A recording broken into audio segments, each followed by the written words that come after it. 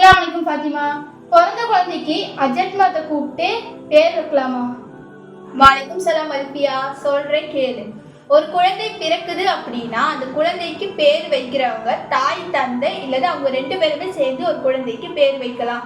இதற்கு என்ன ஆதாரம்னு பார்த்தீங்கன்னா, இம்ரானின் மனைவிக்கு ஒரு பெண் குழந்தை பிறந்த உடனேயே அந்த தாய் அந்த குழந்தையை மரியம், இவர் ஈசா அலைஹிஸ்ஸலாம் அவர்களின் தாய் என்று பெயர் சூடுகிறார்.